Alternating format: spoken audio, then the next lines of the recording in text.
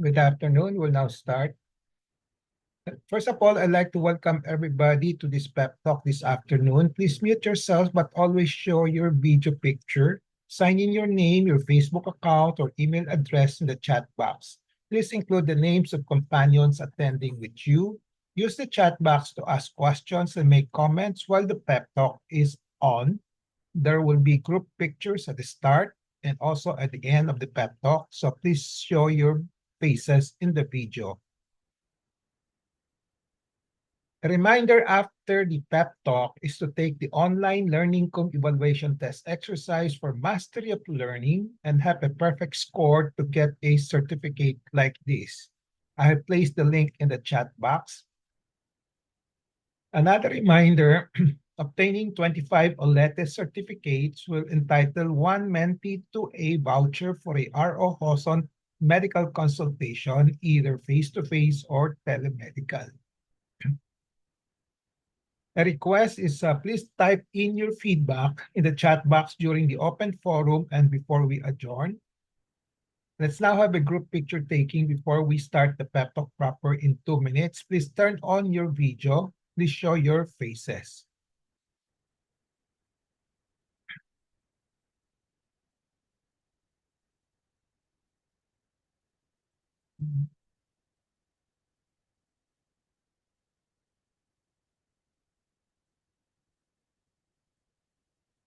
Okay. Everybody, please show your faces. Ready na kayo?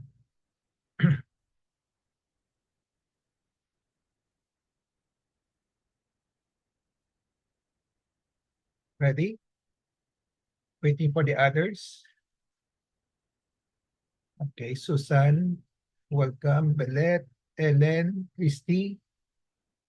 Okay, okay, kompleto na. Okay, 1, 2, 3.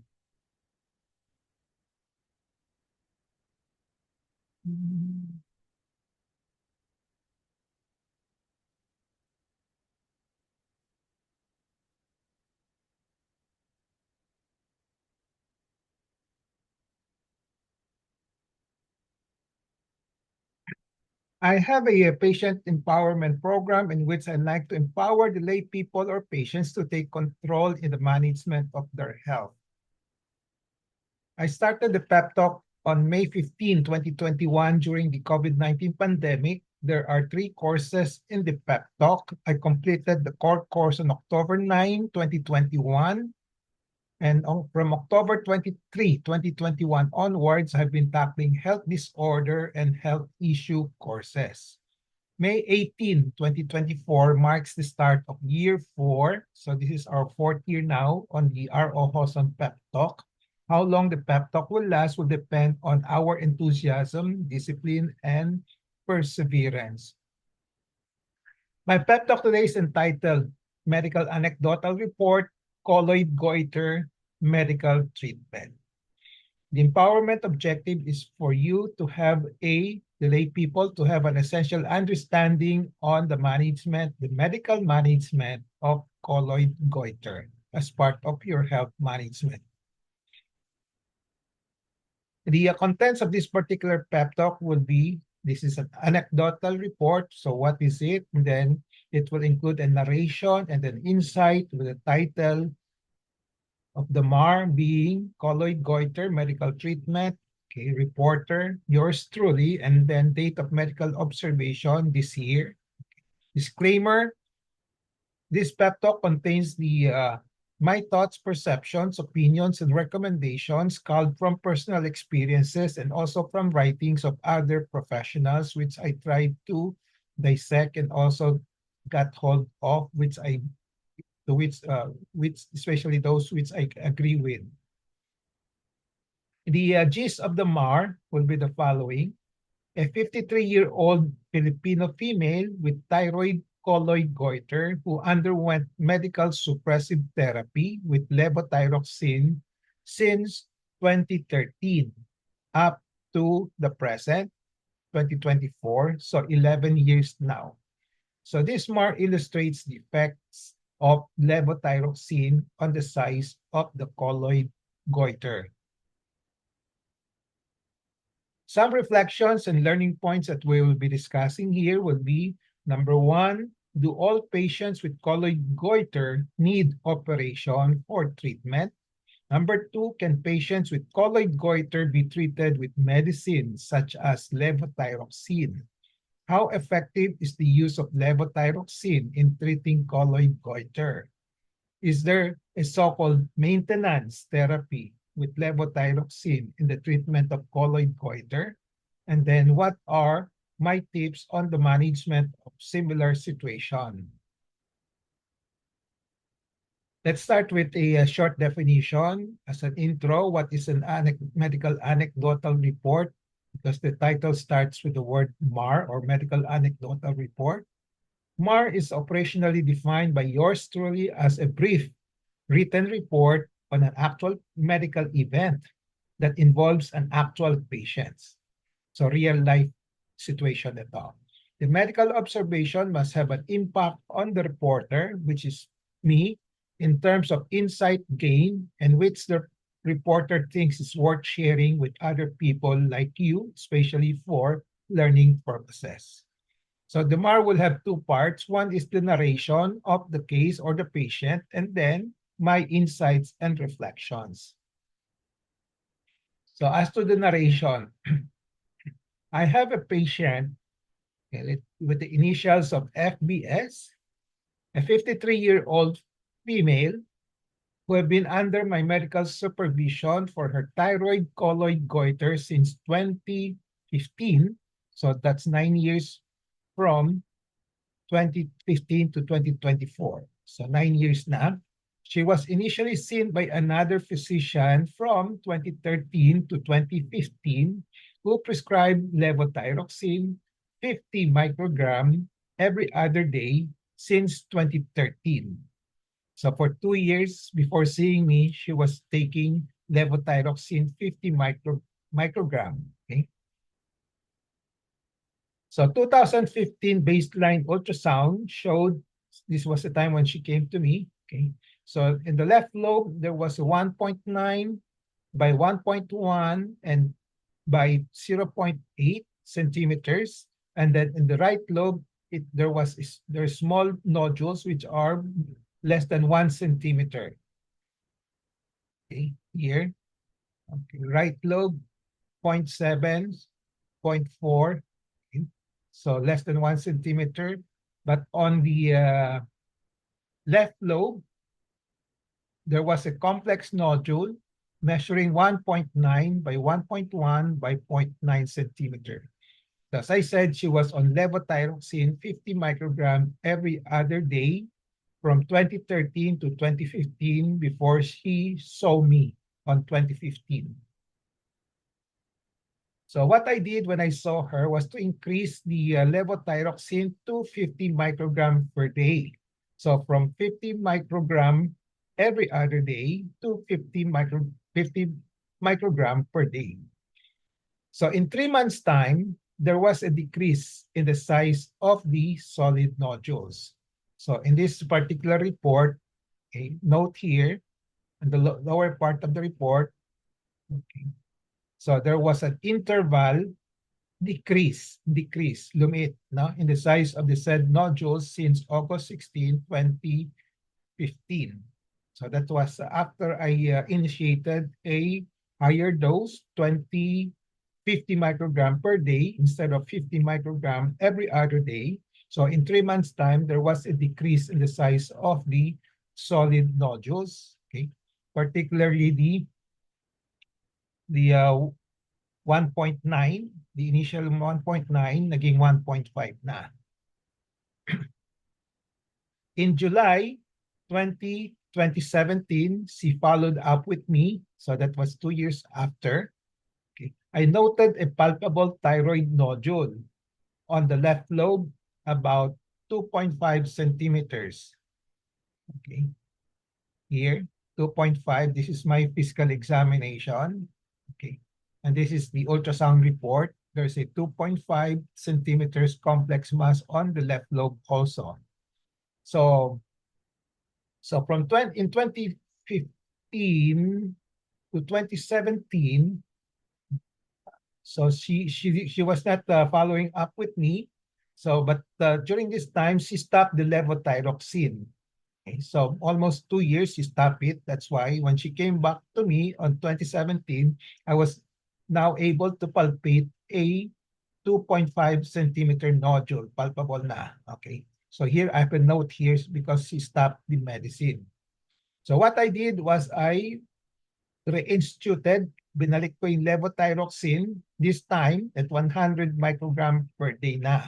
Okay, kasi mas malaki na ngayon kaysa dati. No?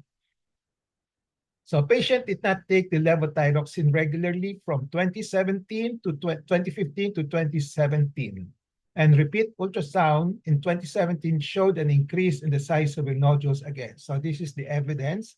So naging 2.5 in 2017 from the previous size of 1.5 in 20, I think this was in 2015, so 2 years before. Okay, so nag-increase talaga. Okay, once after tinigil na yung gamot niya. No?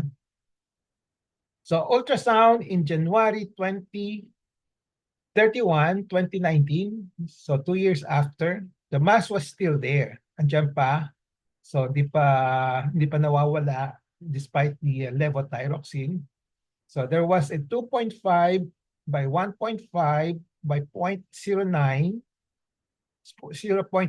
centimeter complex mass on the left lobe, and then there was a sub-centimeter nodule on the right side. So I just advise her, please take your medicine continuously. So pinagtyagaan ko lang. So 2 years after, andyan pa rin. Na? Okay. So but on March 19, so a little tiyaga lang, March 19, 2019, palpable thyroid mass had decreased in size from 1.5 from 2 centimeters with levothyroxine 100 microgram. So, noong 2000, initially, when she came back in 2017, naging 2. Ngayon, after a few months of instituting levothyroxine 100 microgram, lumit na naman. No? So, naging 1.5 to 2 centimeters. No? Kasi noong January 2019, 2.5.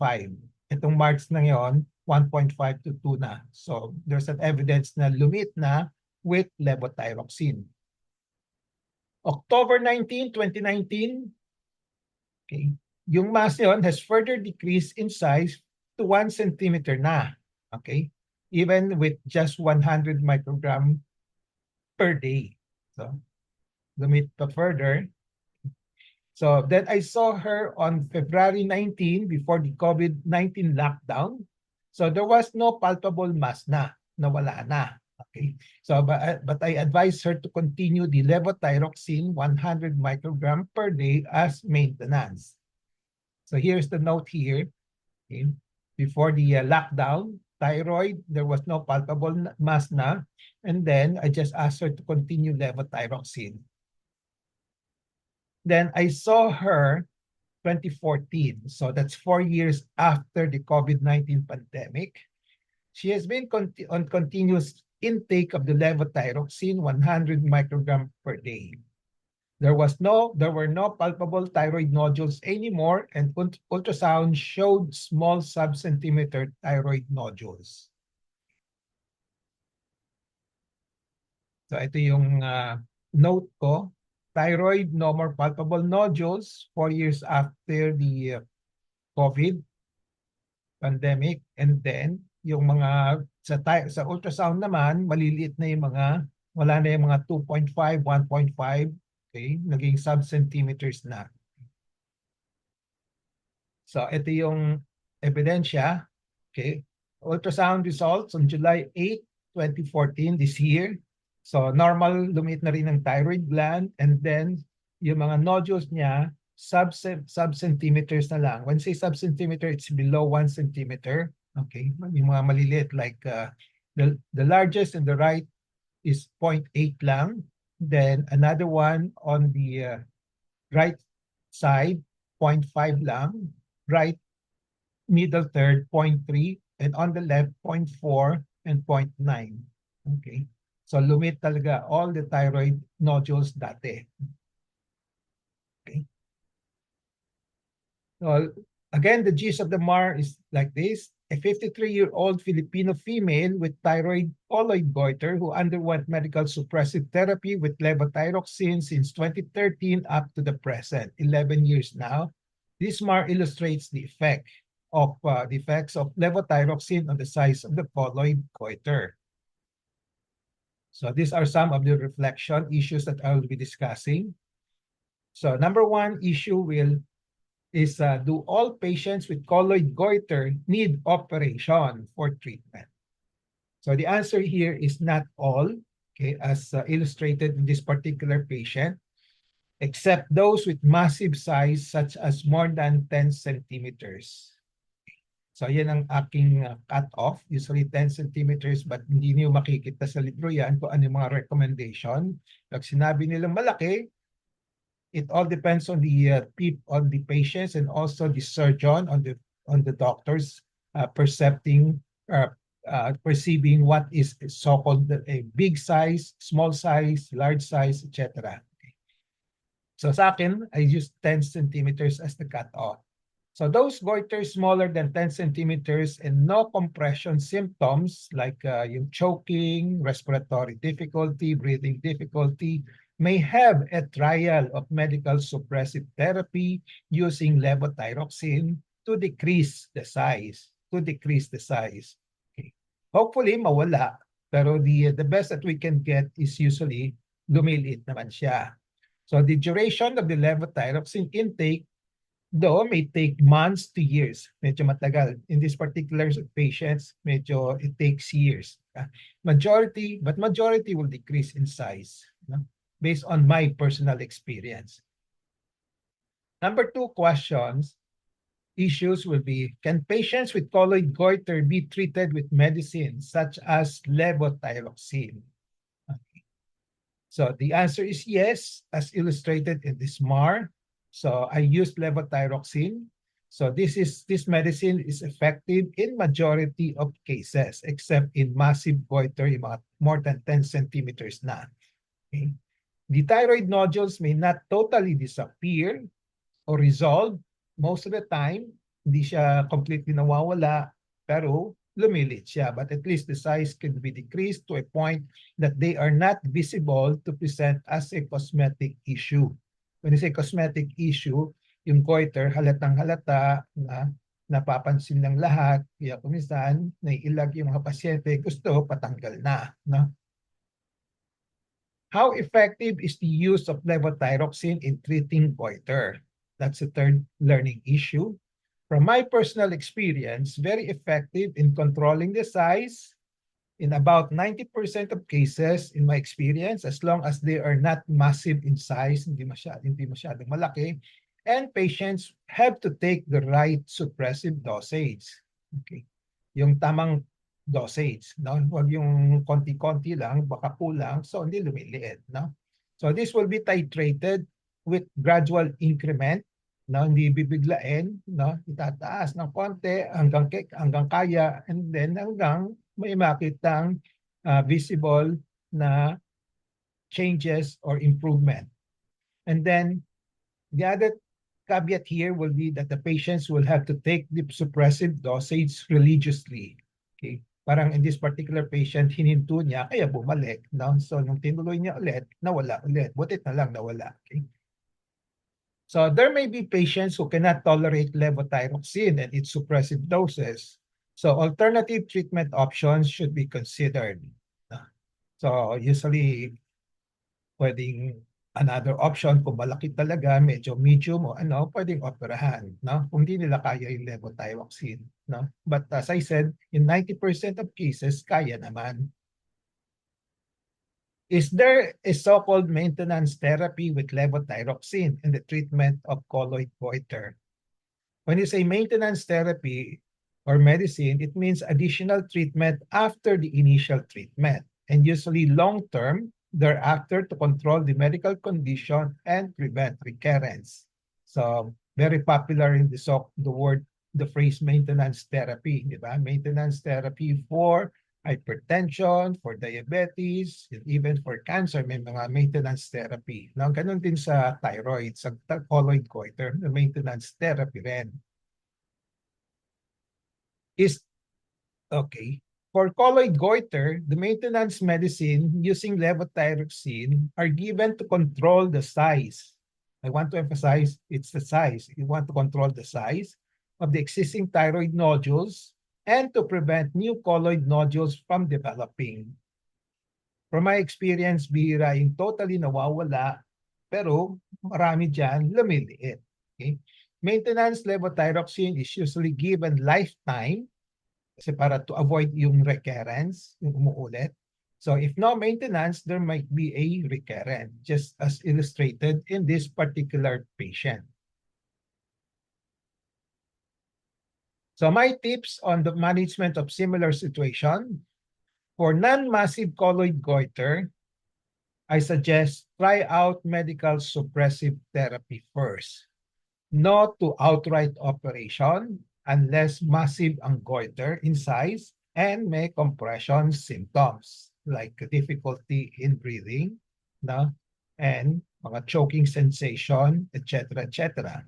So this more illustrates medical suppressive therapy can be used to control the size of the colloid goiter, thereby avoiding surgery for cosmetic reasons. Kasi lumit na, wala na cosmetic issue. In my personal experiences, more than 40 years of experience in this on thyroid, levothyroxine is in the right doses, yung tamang doses, na makakumisang kulang, no? So is effective in about 90% of cases, especially with small goiter, effective in decreasing the size and preventing a recurrence. As I want to emphasize just the size, do not expect the colloid nodules to entirely disappear. Medical suppressive therapy has to be maintained on a long-term basis, lifetime, to avoid at least a re-increase kung yung lumalaki ulit in the size of the colloid nodules after the initial response. And medical suppressive therapy can be reinstituted. Pwedeng ibalik if there is a re-increase in the size of the colloid nodule after discontinuance of the levothyroxine, just as illustrated in this particular patient. Ininto niya, bumalik yung bukol, then binalik ko yung gamot, lumit na naman ulit. Okay. Summary and takeaway, I have presented the following, the MAR, okay, with the title Colloid Goiter Medical Treatment. And then I have presented my the case in terms of the following: a 53-year-old female, Filipino female with thyroid colloid goiter who underwent medical suppressive therapy with levothyroxine since 2013 up to the present for 11 years. This more illustrates the effect of levothyroxine on the size of the colloid goiter. And then I have discussed some issues here. Do all patients with colloid goiter need operation for treatment? The answer is no. Can patients with colloid goiter be treated with medicines such as levothyroxine? Yes. How effective is the use of levothyroxine? Very effective from my experience. Is there a so-called maintenance therapy? Yes. And then I have given you my tips and the management of similar situation. Takeaway in relation to patient empowerment: be always in touch with reliable medical information on colloid goiter medical treatment. Knowledge is power. It gives power. Use the 4 Ks of patient empowerment: kalaman, kakayanan, karapatan, and kapangyarihan to gain greater control over decisions and make better decisions on the management of colloid goiter medical treatment as part of your health management. This ends my pep talk today.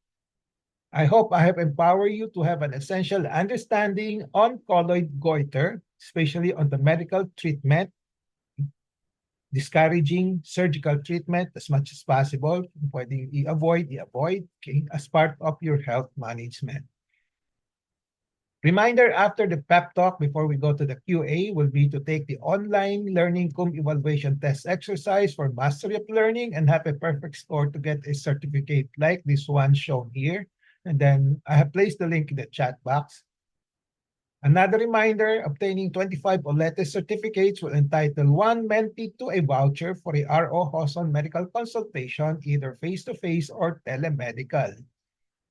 Then another last request will be to type in your feedback in the chat box during the open forum and before we adjourn. Thank you. Let's now have a group picture taking before we start the QA and interaction. Please turn on now your video and show your beautiful faces.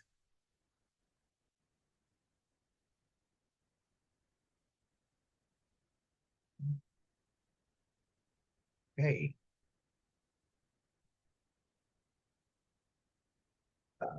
Picture, everybody. Okay. Welcome back, Francis. Christy, picture mo. Mukha mo, Christy, Sarah. Wala na. One. Ayan, habol. 1, 2, 3. Very good. I'll just save it first.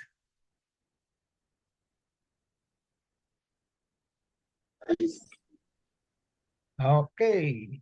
So the floor is now open for questions, okay, suggestions, comments, and consultations, free consultations. Okay. Anybody? I know some of you have been operated on. But wala nang balikan nyo. Pero anyway, learn from the experience. Sinabi ko na yung iba, yung pwedeng hindi operahan, di ba? Yung pag-colloid goiter. Okay. Colloid goiter. We're talking about colloid goiter. We're not talking about thyroid cancer. Huh? Okay. Oh. Okay. Susan, you have a questions? You have something to say? Well, mine is not colloid goiter. It's total. It's thyroidectomy. You're but I still, yeah, papillary. Yeah, but I still take ano ba to? Tidine, which is levothyroxine. Yeah. Ano yun? I really, every time I see my endo, it's always 100 milligrams levothyroxine. So that's for life also. That's also for life. That's also for what? For life. I mean sabihin life. I mean okay, lifetime. Okay. Lifetime. Dalawang issue yon eh. One issue is what is the type of the disease? Is it cancer or not cancer? Diba? Okay. So okay. Here, it was. It was, no? And then but here we're in this afternoon session we're talking about it's not no longer cancer. Yeah, I know. Okay. Pero colloid goiter, no? Okay. Pero paminsan yung mga gamutan might be the same. No? Might be in some cases, no? Okay. Now the second issue yung sa tanong mo is you have to take it lifetime, di ba? Okay. That's always It all depends on kasi naoperahan ka, no? So kung total thyroidectomy ginawa sa iyo, tinanggal na lahat, wala ka ng thyroid gland, 'di ba? Okay. Yeah. Wala ka ng thyroid gland, ibig sabihin, you have the replacement. 'Di ba? Kung wala, ihina yung katawan mo. Kasi we need the thyroid hormones for our proper body functioning, no? Kung subtotal lang ginawa sa iyo, subtotal, no? Let's say 1/2 the thyroid gland lang tinanggal, you may not need lifetime o yung levothyroxine as a replacement. Kasi kasya pa yung kalahati mo eh. Parang sa kidney yan, pag tinanggal isang kidney, mabubuhay ka pa with another kidney, kaya pa, di ba? Okay. Sa thyroid, pag tinanggal mo yung kalahati lang, kakayanin pa ng kalahati, yung remaining kalahati to sustain yung hormonal level, no? But there are some conditions, some situations in which doctors will give also yung levothyroxine as a suppressive therapy, no? Hindi replacement. Okay? So dalawang bagay yun, no? When you give levothyroxine, one is replacement. Kasi wala kang thyroid gland na, tanggal na, i-replace yung hormones mo. The other one is the so-called suppressive therapy. When you say suppressive, para i-control lang, huwag lalaki, huwag ano, no? Okay. So dalawang objective yung pagbigay ng levothyroxine. Okay? Okay, so mine was the first one. Yours is total thyroidectomy ka. Yeah. Kaya wala kang thyroid gland, hormones, kaya nire-replace na yon, no? So in replacement, you can use ita-titrate na lang. What is the lowest possible dose that you need, no? Sa ngayon up to now, okay, that stimulates me to further make a research. Maganda yung mga pag may discussion ngayon, I can see yung mga gaps in our knowledge as doctors, no? Kasi hindi ko pa alam kung what is the right. Palagi ko hindi pareho lahat eh. Iba-iba kasi pasyente, no? Some would need 50 microgram, baka kasya na, no? Yung iba naman 100 or 75 microgram, no? Okay. So there's no absolute na yung number, yung amount that will say that eto na yung kukunin mo, no? Palagi ko, kung talagang total thyroidectomy, you need at least 50 microgram, di ba? 100 yung sa akin eh. Okay, kaya nga, kaya tinatitrate ng doktor mo, di ba? Pinapa-test yung thyroid hormones mo. Kung every now and then, kung kulang, di dadagdagan. Kung sobrang okay na, sobra, ibababaan na niya, no? Okay. So, Okay. ano yung last time na may thyroid hormones test ka? 2 months ago. Okay, anong results? Ano na nga ba yung sinabi? Hindi ko na matandang. Basta, ang sabi na sa akin, I still have to maintain the 100 micrograms. 100, 200, sabi mo 200. 100. Ay, okay. Akala ko 200. Okay. Hindi 100. So, because ano ba yan? Hypothyroid. Yeah, hypothyroid daw ako. Oh, sige. Hindi mo kasi natatandaan yung number para ano. I can guide you also. Kaya nga ako, I have my file there, nakalimutan kong ano, pero sige. So, titingnan mo yung FT form mo kung normal na, no? Actually, kung 100 pwede na, on the average 100 is pwede na, no? Pero it all depends on a patient, no, body, no? Kung kulang yung 100 based on the number one, based on the thyroid hormone studies and also yung nararamdaman mo, no? Then baka pwedeng i-increase, no? Yung dosage. So 100, let's say 150, no? Ganon, o 125, no? Nandahan, no? Okay. Or kung minsan naman, baka pwede ding bawasan, no? Kung let's say binigyan ka ng 75 microgram per day and then for the past 1 year, ang hormone level mo palaging normal, di yun na lang, di ba? 75 na lang. Diba? So you have to, you can use yung sinasabi ko as a guide to understand what your endo is doing to you, no? Okay. So kung ang tawag doon titration, ita-titrate lang, no? Okay? Or you can, para hindi ka nang palaging nag-blood test ka ba every 3 months, every 6 months, every year? Well, ito 6 months na. Oh, pwede nang every 6 months or kung minsan pwedeng 1 year na rin, pwede kung gusto mo. And then kung ma-maintain 100 microgram, pwede na 'yon para hindi ka pa blood test na lang. Okay. Kasi kung minsan yung mga laboratory results nagbabari, kung minsan hindi mo malaman kung ano yung tama di ba? Okay, so kung wala ka man nararamdaman, you just take 100 microgram and then have a test kahit na once a year na lang. Hindi na. Kasi matagal ka na umiinom di ba? Matagal ka na umiinom na rin. Actually, oo. Talagang matagal na, Doc. Kaya nga maintenance na siya Maintenance na. Okay, 100 na lang. Okay. Sige. Thank you, Doc. Thank you.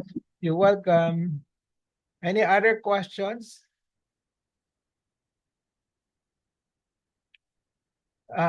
Okay. May tanong si... Abet, may iba pa may tanong? Okay. May tanong si... Sa chat box. Is there a case of nagiging cancerous yung goiter? Okay. Okay. Ang tanong ni Francis.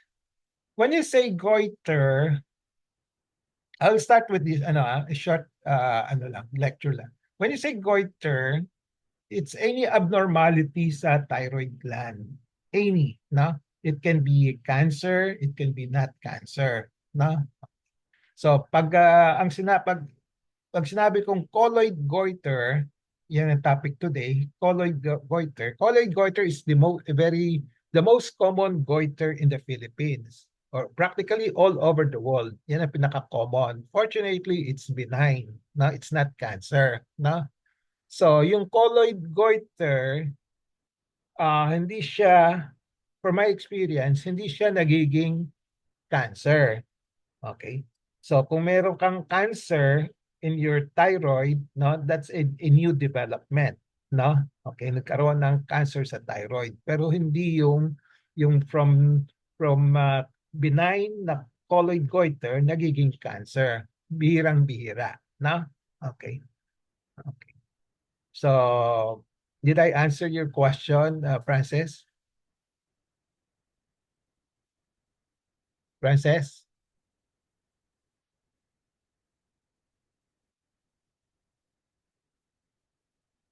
Okay. Any other questions?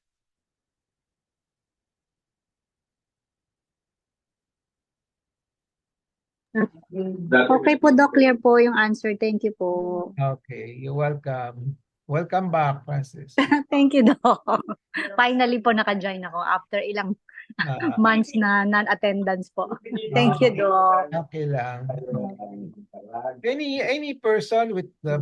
Alam ba si Belet? Belet meron ka, di ba? Opo. Okay. Doc. Yung sa'yo, anong diagnosis ko sa'yo? Colloid goiter, di ba? Multiple colloid. So, gamot lang binibigay ko sa'yo. Tama? Opo. Okay.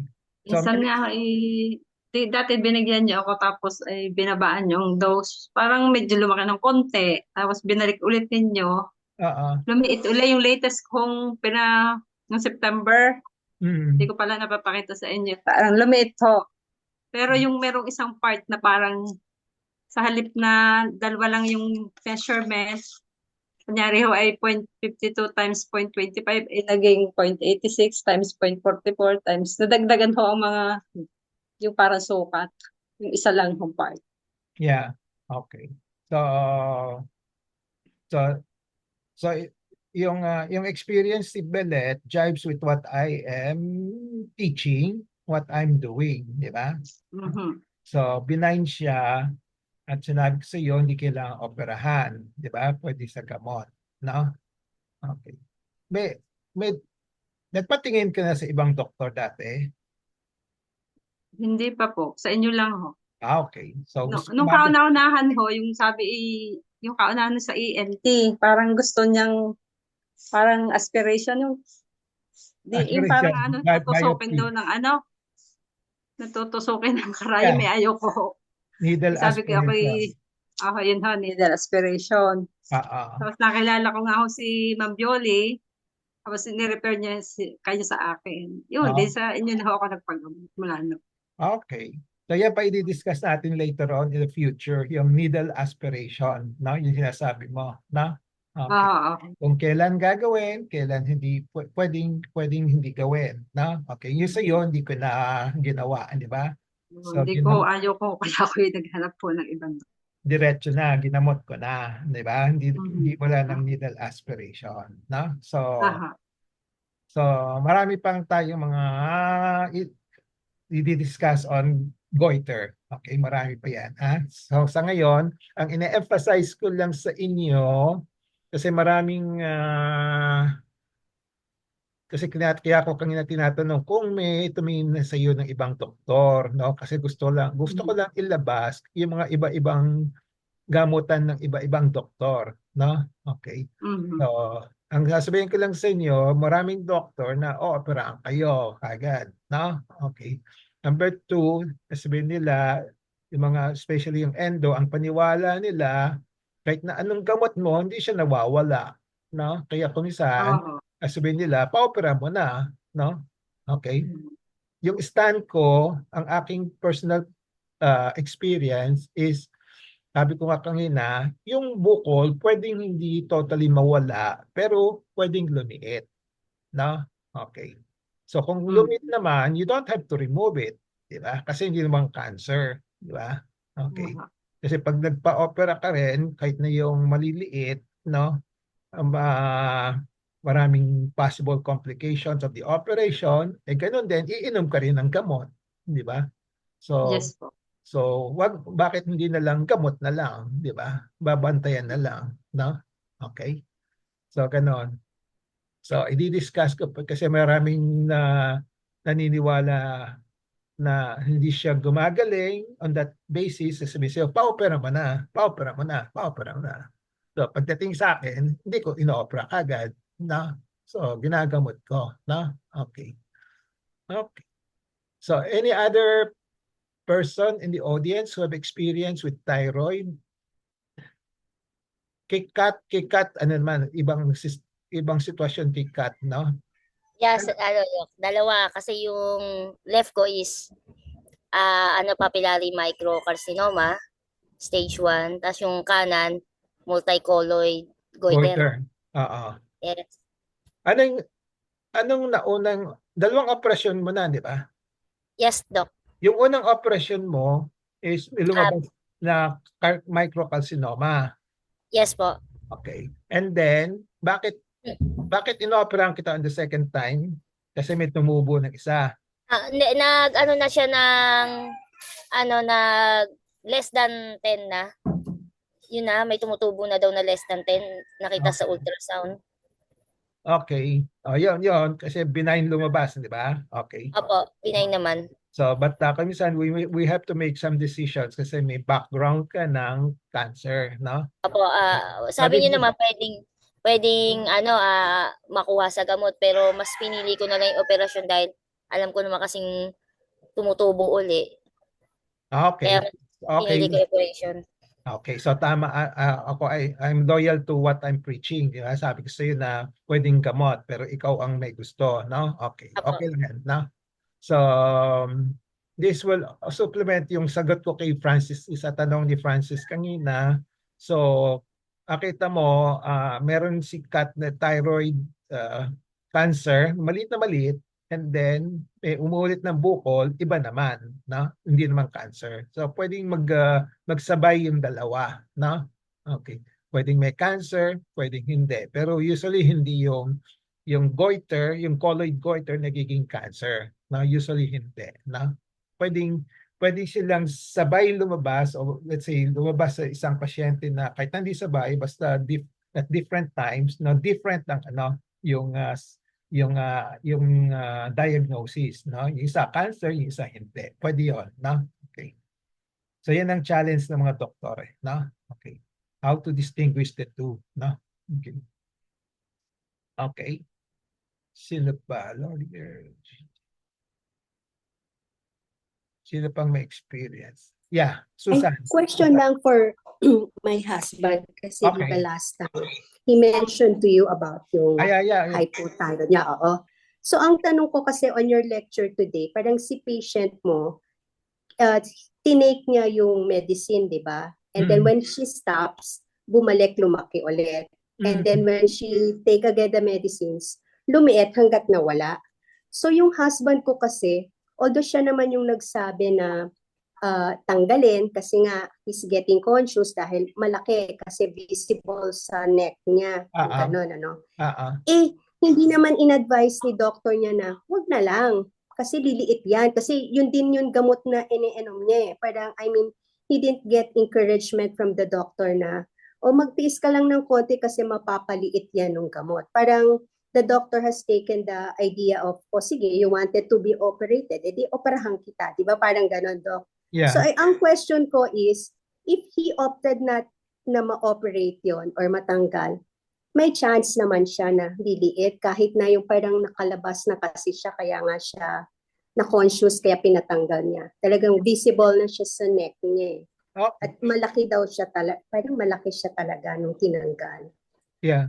So sabi ko nga, from my personal experience, no, more than 90% liliit. No? Liliit. Okay. No? Okay.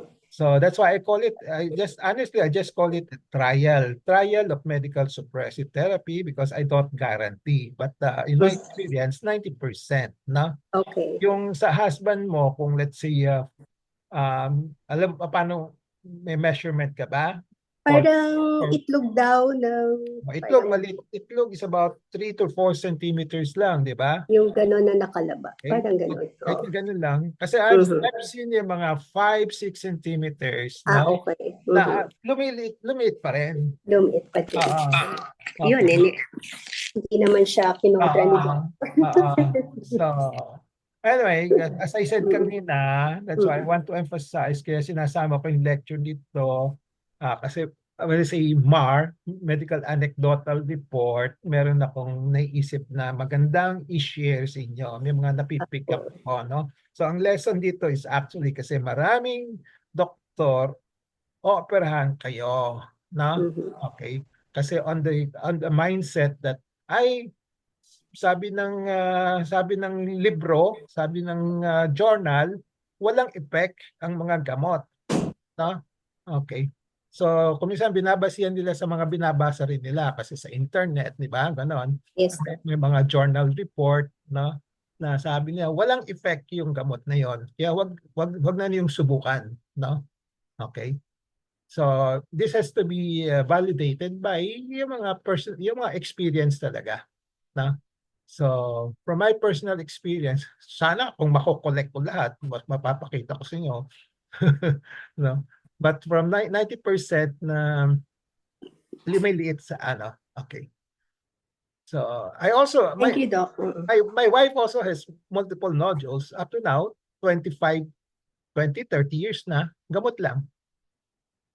Gamot lang, na? So, lumiliit naman, pero hindi siya nawawala. Pero gamot lang.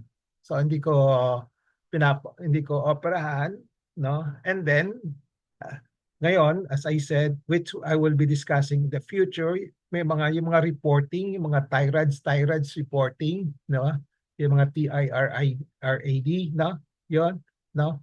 Ngayon, dati walang thyroids. Ngayon, pag may thyroids reporting yan, nakaka-anxious yung mga pasyente. Nagka-cause ng anxiety. Kasi they always carry the word suspicious for cancer, no? Dati wala yan eh, di ba? Pag mayroong mga suspicious for cancer, matatakot na kayo, no? At kung saan ng mga doctor din, okay, sasabihin, thyroids 4, ganun ka na, opera ka na, magpa-opera ka na, di ba? Ganun, no? Okay. So yan ang downside ng thyroids, no? May advantages siya, it can give some information, pero ingat lang kayo sa interpretation, no? Okay. So I will be discussing that probably 2 weeks from now, o 2 to 3 weeks from now, na? So yan isang issue na nakikita ko rin eh. Maraming reports with thyroids. Alam niyo thyroids, no? Kasi sa breast may BI-RADS. BI-RADS 1, 2, 3, 4, di ba? BI-RADS. Sa B, BI-RADS, breast. Sa thyroid naman, instead of B, they call it T, thyroid, thyroids, na? Okay. So, ang scoring nila, 1, 2, 3, 4, ganun din. Kung 3, 4, 5, may mga level of suspicion. Suspicious for guts, for cancer, ganun.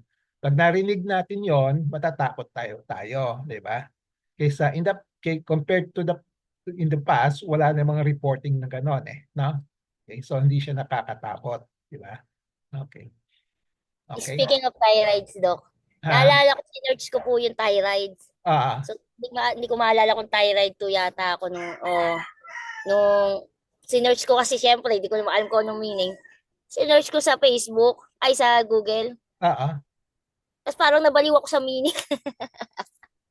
Parang wala na yung meaning. Sabi ko, matitegi na yata ako. Kasi nga, di ba, 1, 2, 3 siya, pag yung tipong suspicious yata, thyroid 3 yata ako yung unang basa. 3, mildly suspicious.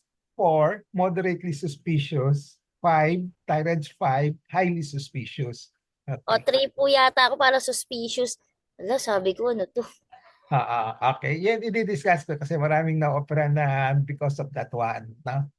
Yung asawa ko, may mga thyroids 4. Palaging meron na ngayon. No? But hindi ko pa ginagalaw. Hindi ko inaano. For the, mga 3 years na siya na may thyroids. No? Okay. Okay. Any other who wants to share? So, send out. May tanong ka, Abe? Wala, si baby, I think baby has colloid nodule. Si baby? Spirito? Yeah. Hindi Yeah, ko, yeah. Baby, meron ka ba? Thyroid. Meron ka? Meron. Hindi ko alam yan Nakapagpatingin din ako sa inyo, Doc. Pero sabi niyo stop ang gamot. Kaya lang, nung medyo tumaas yung aking cholesterol, pinatignan ko na rin sa endo yung sa thyroid ko. Tinuloy pa rin niya yung yung aking gamot, tsaka pina-ultrasound ako. Okay. So, ano ba? Tuloy pa rin yung gamot. Okay. Maraming nodules. Okay, so colloid goiter. Pero yung TSS ko, normal naman po, Doc. Okay. Normal naman. Doc, ano ba kaibahan ng thyroid sa goiter? Pareho lang ba yan? Ang tanong mo, anong kaibahan ng thyroid and goiter? And goiter. Okay. Andiyan pa ba si Frances, pakisagot na nga. Frances? Yes, Doc. Pakisagot nga yung tanong kasi sinagot ko na yung tanong mo kanina, di ba? Opo. Sorry, Doc. Yung question, sorry, Doc, hindi ko na-get yung question. Anong difference daw ng thyroid and goiter? Okay. Sorry, Doc. I-check ko lang. Thyroid is an irregularity in the gland. So, it's a gland, sir. So, thyroid is a gland in our throat. And then goiter is the irregularity of the thyroid. Tama ba, Doc? Pwede na. Pero yung thyroid, when say thyroid, it's a gland. No? It's a gland. Itself, no? Yeah. Pwedeng normal. Pwedeng Yeah. So, when you say goiter, no? It's the irregularity. When you say irregularity, okay, something unusual to the point na may disease, may sakit, may let's say cancer, colloid goiter, ganun, no? So, yun ang goiter, no? So, maraming klaseng, when you say goiter, it's a disease or disorder of the thyroid gland, no? Okay? So, kung disease naman, iba-ibang klase, no? Okay? So, ang pinag-usapan natin today is just one of the disease of the medical condition of thyroid of goiter, no? Okay? So, which is colloid goiter. So, the other disease is thyroid cancer. Parang kay Kat, di ba? May thyroid cancer siya, no? Kay Susan, thyroid cancer, no? But majority, as I said, colloid goiter, majority, fortunately, no? Okay? So, there's a qualm over this mga benign, mga nodules, to the point that they come out with this thyroids. Kaya lalong na-anxious yung mga pasyente when they see the report, no? Okay. They have good intention naman, yung thyroids, kasi yung intention noon is that they will try to avoid yung mga unnecessary operation, no? Kasi kung wala yung thyroids din, yung mga doctor, usually opera, no? Natatakot sasabihin sa pasyente, kasi bukol baka cancer, operahan, no? So, pumasok yung thyroids, sinasabi na, pwedeng pag ganun ng thyroids 3 lang, baka pwedeng hindi operahan, pwedeng obserbahan lang muna, no? So, they have good intention. Kaya lang, ang side effect noon, na yung mga, may anxious yung mga sa readings nila, no? But number one, isa pa, hindi pa naman sila palaging 100% reliable, no? Okay. It all depends on yung sino nag-interpret din, no? Dapat marunong mag-interpret na clinicians, no? Okay. So yon. So baby, yung goiter is a disease of the thyroid gland. Yung sa'yo, tinitingnan ko yung sa'yo, ang goiter mo, ang diagnosis sa goiter mo is colloid goiter. Okay? Kasi kung cancer siya, sabihin ko sa'yo, pa-opera ka na. Okay? Apo. Okay. So ako, nag-opera lang ako ng mga thyroid. Kaya bira yung operasyon ko sa thyroid. Pag nag-opera ako sa thyroid, malaki ang suspetsya ko na cancer siya. Okay? Pag malaking suspetsya ko na... Benign siya, Doc, nung in-aspirate mo. In-aspirate ko? Ako nag-aspirate? Opo, Doc, benign. Ako nag-aspirate? Yes, Doc. Hindi ko na matandaan. Yes, Doc. Hindi ko kailan. Tagal na, Doc. Okay. Tagal na po ito, Doc. Oh, sige. Gawin natin MAR din sa iyo, MAR. I-collect natin itong mga MAR na ito. Para ma-convince natin ng mga ibang doktor na pwedeng gamot na lang. No? Kahit na yung sa ano ko, Doc, yung fibrocystic sa breast. Oo. Wala naman kayong pinagawa sa akin. Nawala. Check up lang, sabi nyo. Observe. Check up after 3 months, 3, 6, gano'n. Hanggang sa nawala nung mag-menopause. Yeah. Hindi nyo ako pina-ultrasound, hindi nyo ako pina-mammogram. Basta check up lang. Okay. Okay. Gusto mong ikwento mo next time in one of our pep talk? Yung sa breast mo? Pwede rin, Doc. Okay. Last nung si Dr. Hoso nung nung wala kayo, sinabi ko na rin po yun.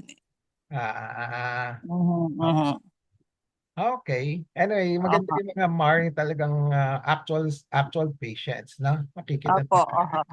Okay. Sige. Thank you, baby. Welcome po, Doc. Thank you rin. Sino pang may thyroid? Ellen, may thyroid ka, di ba? Ellen Deloro? Yes, Doc. Pero matagal, Doc, ako. Nung pumunta ako, yung huling check-up ko sa'yo, parang wala ka naman ata na nakapa. Parang gano'n. Okay. Tapos matagal na rin ako hindi nagtitake ng medicine. Okay. Good. Yes, Basta Doc. bantayan lang at kapa lang, no? Kamisa mas gusto ko yung kinakapa na lang kasi marami ka makikita sa ultrasound. Maraming ultrasound at kung lumabas yung mga report, nakakatakot naman, di ba? Totoo po. Having false alarm, gano'n. No? Okay. So, Jeng, ikaw si Jeng, meron din si Jeng, di ba?